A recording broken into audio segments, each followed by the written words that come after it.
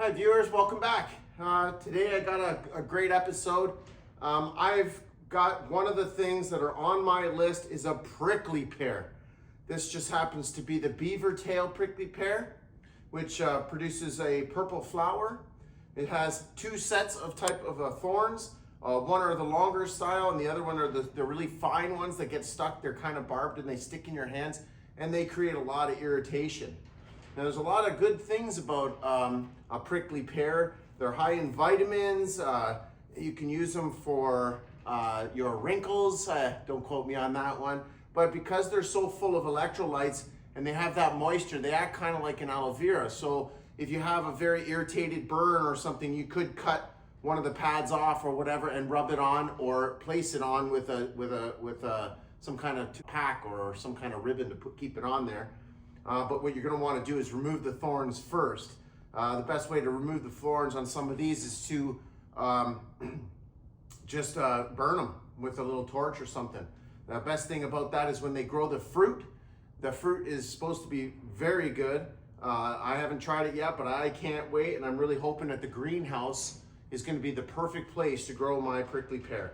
These things are good to like -10. They grow here in Canada in places where it would be a little more arid. So if it has like a sheltered section where water won't absorb as much into the ground because they don't like water. Now these are a little bit, these were left outside at a place that I bought them from the guy I bought them from. And it's definitely, he hasn't watered any of them and they're in their dormancy stage, so they're kind of wilting.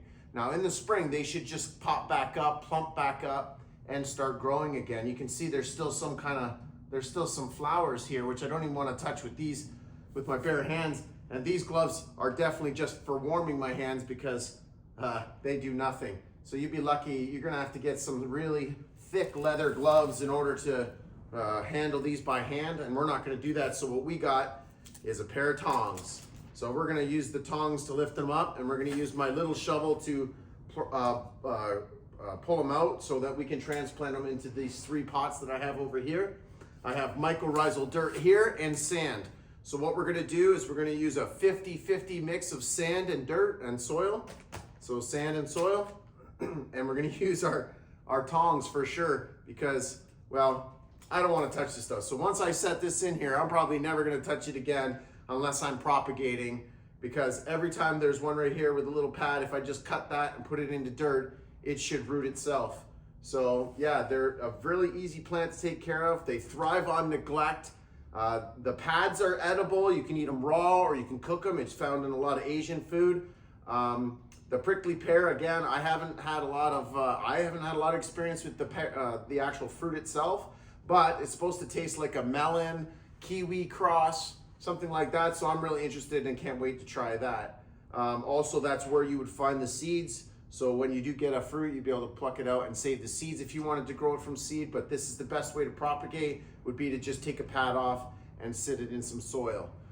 Again, I'm not going to water these. We're going to use just straight dry sand and soil for now, and we're going to let it do its thing. Then we're going to get going. We're going to get started. So what I'm going to do is mix up a bunch of this dirt with the soil, the sand and the soil, and we're gonna put it in a little bit at a time and make sure it's a nice even mix, pretty much to the top. We're gonna split this into 3, and we're gonna put that many in each one, and we're gonna help it grow up the greenhouse. So it's a great spot in here because there's no rain in here. I put them in pots because sometimes near the edge of the greenhouse, there'll be some water seepage from the roof or from the trough or whatever. So we want to make sure that we don't get too much water in these because we really want them to come to life and we want to eat those prickly pear. So let's get started. It's not going to do itself. So yeah, let's get to mixing.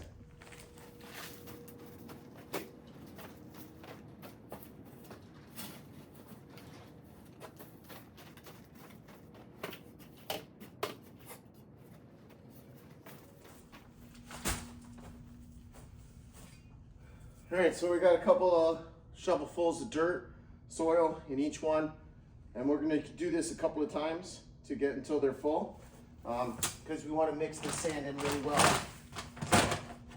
You gotta have your trusty little pocket knife And then I'm just gonna pour it in there a little bit and mix it in by hand. So just a little there, like so. Get a lot of that in there. A whole bunch in here. I've got 2 bags of this. Some more in here. All right, so we're gonna get the other bag, get it in there. More dirt, more sand, mix it up really good.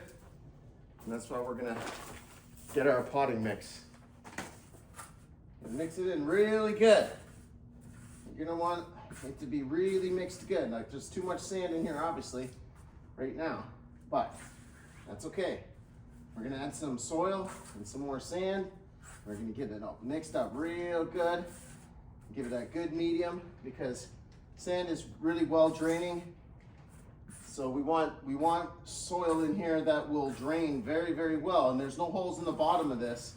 So when we water this, it's gonna go directly to the plant. So we definitely don't want to overwater. We're not going to use the hose. We'll probably use like a spray bottle or a very small watering bottle in order to do to control the amount of water that we give it. So we'll know because we're going to watch the cactus grow, and as the cactus grows and it looks well, we're not going to touch it.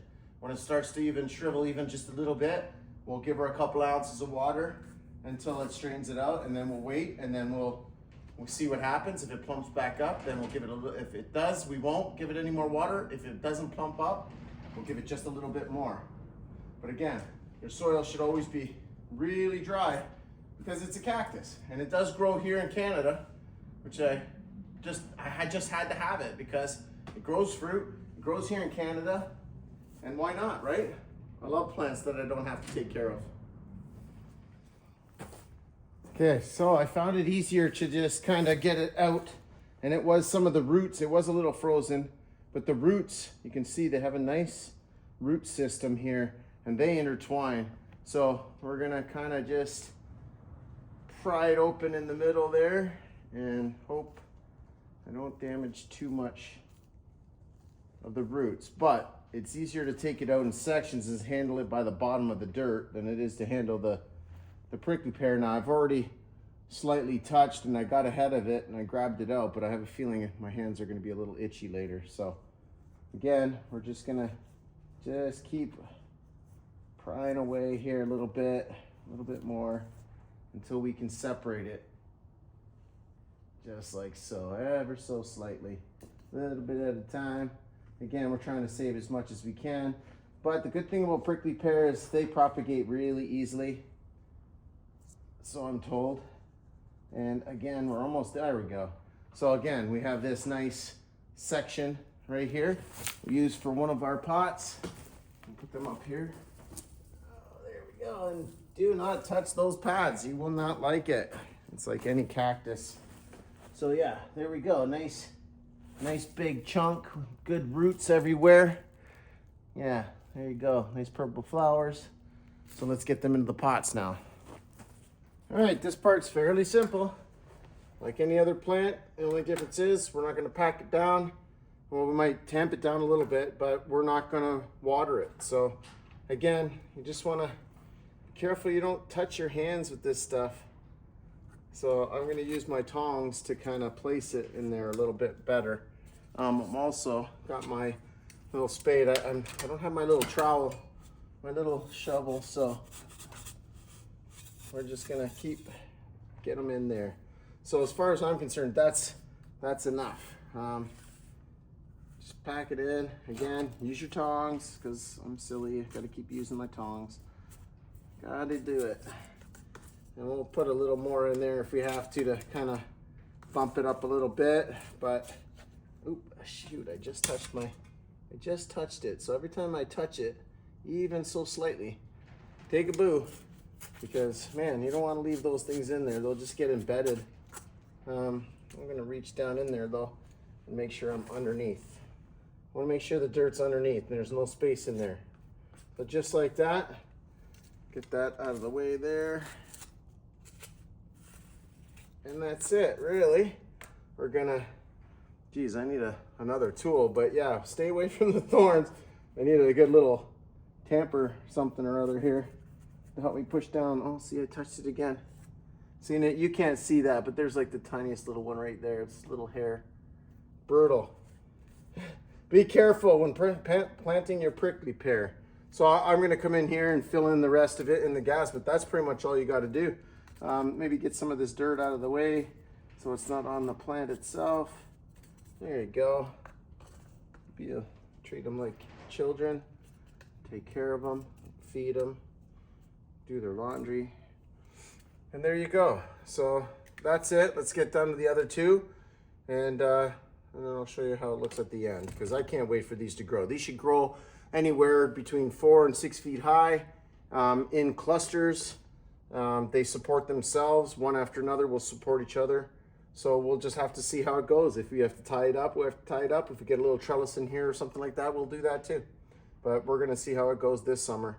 And we'll be keeping an eye on that and definitely coming back later for it. So definitely pretty easy, just like anything else. Just throw her in the dirt, let her grow. So here we have it. 3 different potted prickly pear, all the same. These are beaver tail prickly pear. And that's only based on my research from the purple flower and how they grow here in Canada.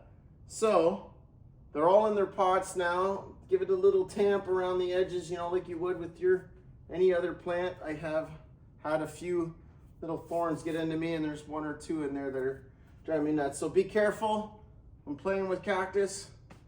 It sucks when you get their thorns in you. And that's about it for this episode this week. So don't forget to come back next week when we get another video going for you. But this is our new addition to the permaculture food forest at Branching Out. So if you like this video, don't forget to hit that thumbs up down there. Don't forget to comment. Love having conversations with people and hearing your comments, especially when they're positive. Yeah, let's work together to share our knowledge and grow the best that we can and help each other, because nobody else is going to do it. So yeah, we'll see you next week. Stay safe.